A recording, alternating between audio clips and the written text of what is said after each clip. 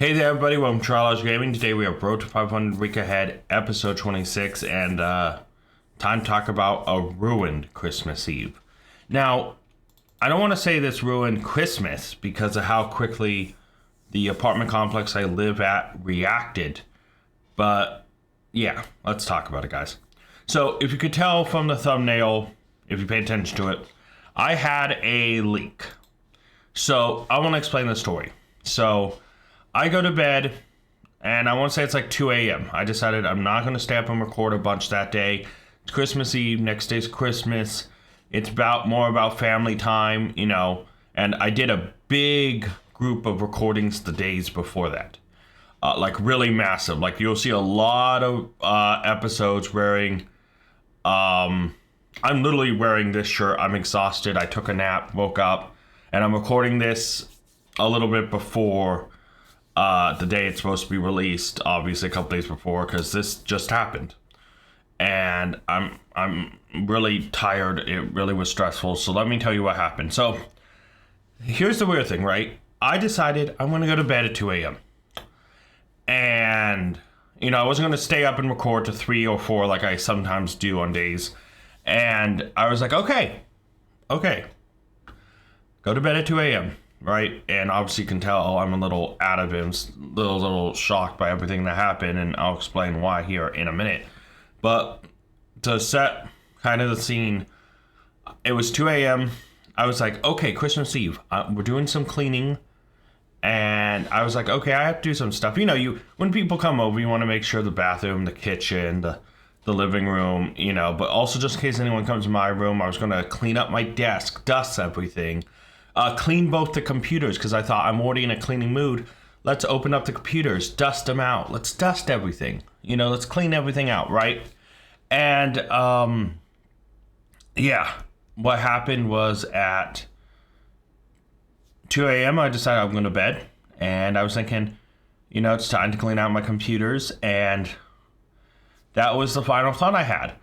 And I have a very vivid imagination. My dreams are very vivid. A lot of times when I dream, when I share them to people or tell people about them, they're full of detail. They feel like I almost saw a movie and are recollecting like a full detailed movie.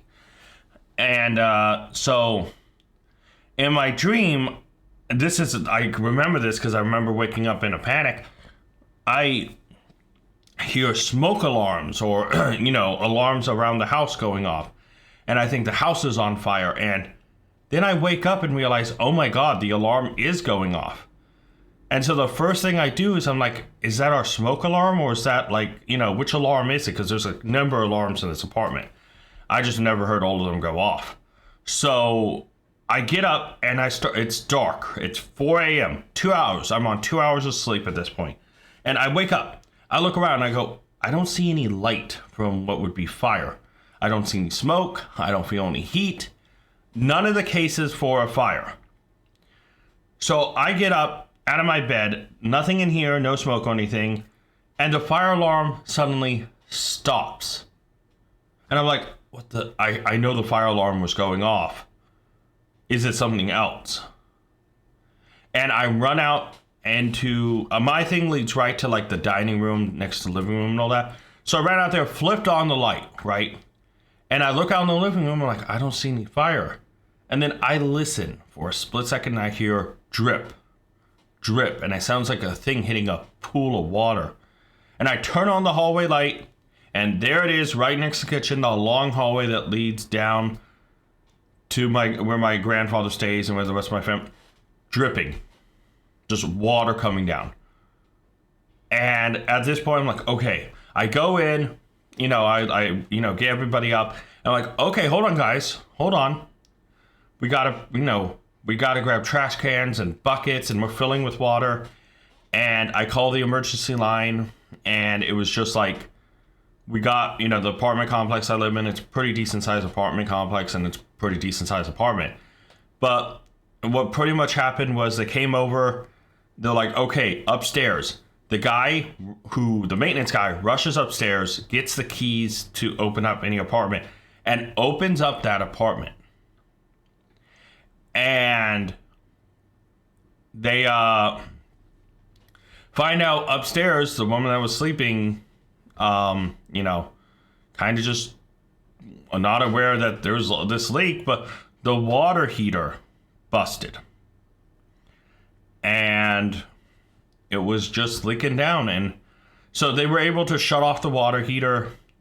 We're collecting all the water, and, they grabbed 2 industrial level kind of dehumidifiers, bring one down here, put one up there. They remove the old water heater for upstairs, and they get their new one. Like, I think they say they had another new one. They had a couple stocked up just in case, like, something like this happens over the holidays.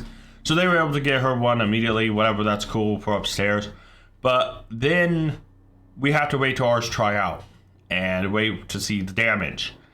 And so I stay up for quite a bit on 2 hours of sleep. I'm very tired. And thankfully, eventually, I check everything. He checks stuff. He says, keep the dehumidifier just in case anything else happens for a little bit. So I have that in my garage. But everything turns out okay. But that whole Christmas Eve, man, I took a nap at like 5 in the afternoon. And it was just hours and hours of cleanup and dehumidifiers and, making sure that things, it was so bad. The reason the fire alarm went off is because one of the sensor alarms went off is because we had not only fire alarms, but we had a sensor alarm that has detectors that anytime anything in between the apartment levels happen, it will trigger it. So that's what went off. It has a very similar sound to a fire alarm, so I kind of was able to hear both of them, very similar. But yeah, this sensor alarm, or whatever it truly is, his description wasn't fully apt on it, detected something was wrong. And it was detecting something was wrong because water had infiltrated pretty much the entire middle part. Thankfully, they checked. It's dried out now, and we're good. Like, I'm not recording this the day of Christmas Eve, obviously, but it's I of course waited till after Christmas, but I'm still drained. That screwed up my entire sleep schedule. Like, I feel like every day I want to go to bed in the middle of the afternoon because of it. It's just, how bad that messed up my sleep schedule. But yeah, I mean, honestly, guys, that was a horrible Christmas Eve. It absolutely just, it took the whole day just to stop the water. And then after into the night, it was dehumidifier. Woke up Christmas and everything was good. Everything was done, cleaned up.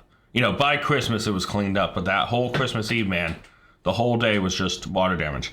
Thankfully, I'm also someone who is a heavy sleeper when it comes down to it. Things that wake me up are like those alarm sounds, but like, certain things will trigger me awake, other things really won't. And I'm just glad I woke up because we got to it right as the leak started reaching down. I mean, there was a puddle, but thankfully it landed it was leaking mostly into our kitchen, which the floor is a little bit more waterproof than the rest of the house, I guess you would say. Like, it's just in case you spill liquids. The floor has a little bit more protection than the rest of the house because it's like carpet and would absorb and so. But yeah, the cleanup, it took the whole day, but it got done, like I said. And then I took a nap at 5 p.m. that on Christmas Eve, and it was just even fresh in my mind. Like, I realized it happened at 4, so we're talking like 13 hours of getting action, cleanup and stuff. But yeah, man, oh boy.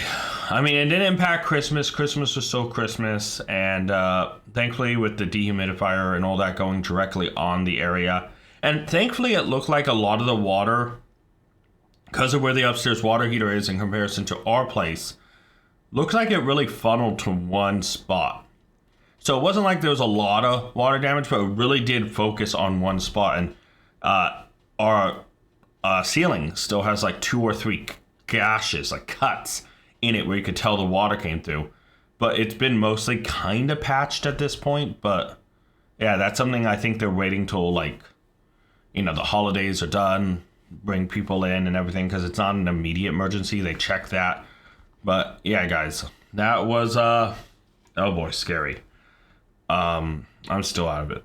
It literally, I mean, sorry if it made it sound like it was still Christmas Eve when I'm recording this. It's not. It just feels so real, and I'm so sleep drained. Christmas was a whole thing with family coming over, and you drain, your energy is so drained from massive family get-togethers and stuff like that. That's just, Christmas Eve, Christmas. It's the stuff that happened there. No sleep, and then your sleep schedule getting wonky, and then having a whole day with family and all this excitement, presents, blah blah blah. Not to say I hate Christmas or anything, I don't. But yeah, just a lot happened, and I'm just beyond drained, guys. I am. But I have to record Road to 500 week ahead, so here we go. Let's talk about milestones. We're at 393 subs out of 500. Everybody who subbed, everyone who's watched videos, everyone who's considered subscribing, I thank you so much. We're on the road to 500, and we're 7 subs away from 400 and Yu-Gi-Oh! Mystery Masochist returning.